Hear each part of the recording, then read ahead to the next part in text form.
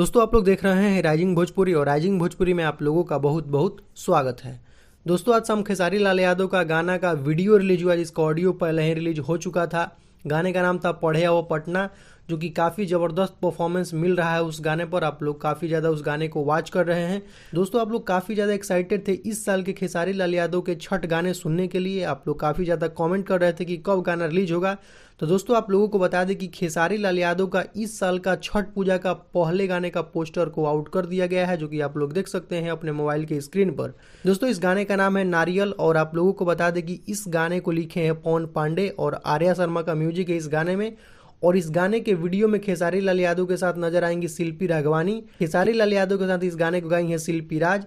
और आप लोगों को बता दें कि दोस्तों इस गाने को कल यानी 20 अक्टूबर को सुबह में 7 बजे सारेगामा हम भोजपुरी यूट्यूब चैनल के माध्यम से इस गाने को रिलीज किया जाएगा।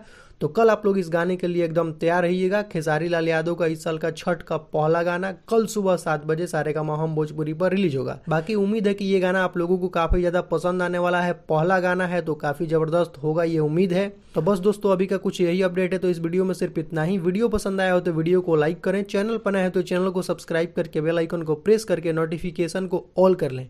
तो दोस्तों मिलते हैं एक नए वीडियो में। Thank you so much.